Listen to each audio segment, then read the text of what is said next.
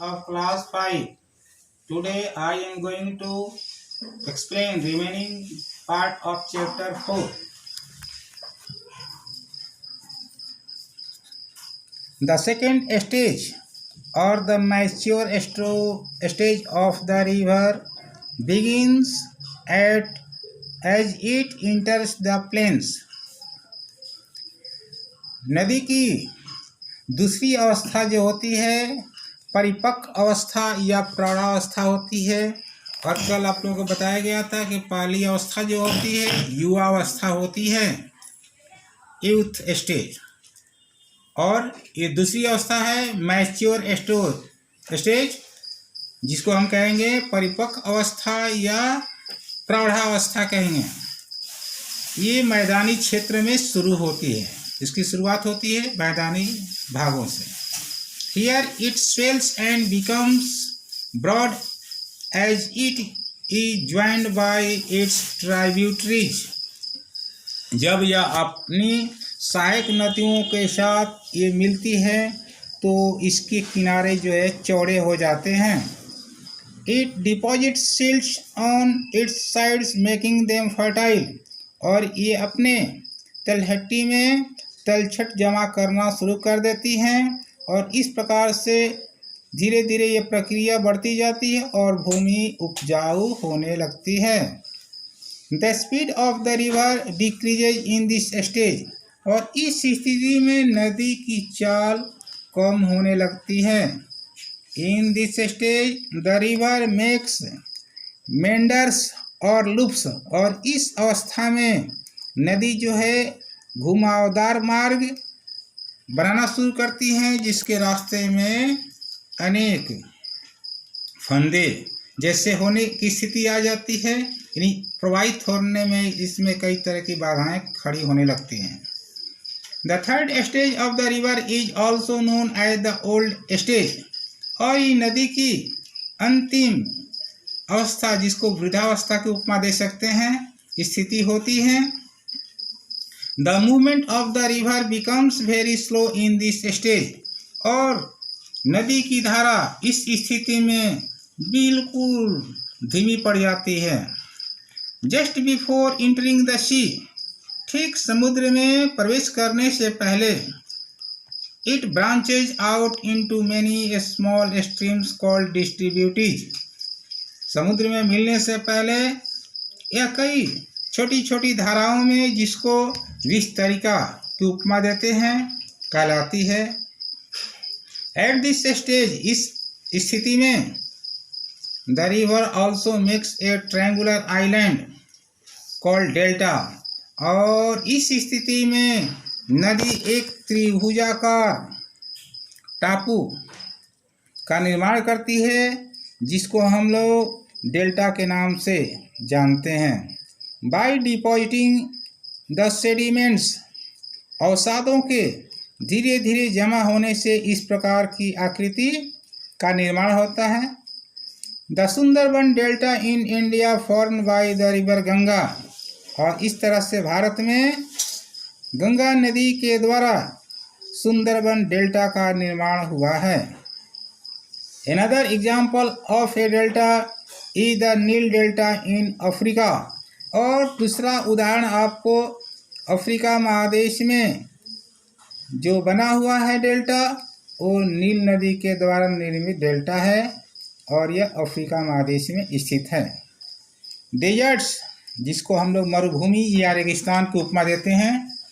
A vast piece of land covered with sand is called desert. भूमि का वो विस्तृत क्षेत्र जो बालू से आच्छादित होता है, बालू ही बालू नज़र आता है, उसको हम लोग मरुभूमि या रेगिस्तान के नाम से जानते हैं। It has an extreme type of climate. और इसकी जलवायु बहुत ही अत्यधिक यानी उष्ण युक्त होती है। Because of the extreme climatic conditions there are limited plants and animals found in deserts. जलवायु अनुकूल नहीं होने की स्थिति में वहाँ पर पेड़ पौधे जो है बहुत ही कम मात्रा में मौजूद होते हैं। फीचर्स ऑफ डेजर्ट्स, रेगिस्तान यानी मरुभूमि की क्या क्या विशेषताएं होती हैं। The deserts experience extreme climate, रेगिस्तान की जलवायु क्या होती है, बहुत ही उष्ण युक्त होती है। The days are very hot and nights are cold in these areas, ऐसे क्षेत्रों में दिन बहुत ही गर्म होते हैं, यानी दिन में कड़ाके की गर्मी पड़ती है और रात्रि में बहुत ही ठंड पड़ती है। The deserts are extremely dry, there is a very little rainfall, रेगिस्तान में जलवायु की स्थिति बहुत सूखी रहती है और बहुत ही नाम मात्र के लिए वर्षा होती है। Sand storms are common in the deserts, और रेगिस्तान में बालू युक्त आंधियाँ तो आम बात हैं, यानी बालू से आच्छादित आंधियाँ चलती रहती हैं। एज द विंड्स ब्लो, जब हवा चलती है, the sand collect from one place to another and form sand dunes, जब हवा बहती है तो बालू एक स्थान से दूसरे स्थान को उड़ते जाते हैं और इस तरह से रेत के टीले का निर्माण करते हैं, जिसको सैंड ड्यून्स की उपमा देते हैं। Sand dunes are small hills of sand, और रेत के टीले जो होते हैं एक छोटे पहाड़ी के सदृश होते हैं। जिस तरह से पर्वत और पहाड़ होते हैं, उसी तरह से बालुओं के लगातार बढ़ते रहने से, जमने से धीरे धीरे एक रेतीले टापू का मतलब टीले का निर्माण हो जाता है। दे change their place when the direction of the wind changes, लेकिन जब वायु की दिशा बदलती जाती है तो ये सैंड ड्यून भी धीरे धीरे इनमें भी परिवर्तन होते जाता है, बढ़ भी जाते हैं, घट भी जाते हैं। Desert plants include cacti and date palms, रेगिस्तान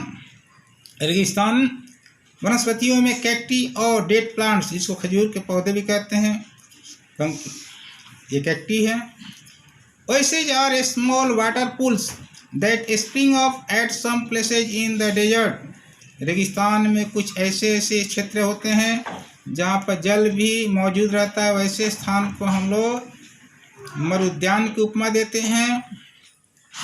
और ऐसे क्षेत्रों में हरियाली देखने को मिलती है, पेड़ पौधे अधिक मात्रा में नज़र आते हैं। Date palms grow around and oasis, और ऐसे मरुद्यान क्षेत्रों में खजूर के पेड़ पौधे नज़र आते हैं। Deserts are usually located in the western part of the continent, और रेगिस्तान मरुभूमि का क्षेत्र जो होता है अधिकांश महादेशों के पश्चिमी भाग में प्रायः मिलते हैं।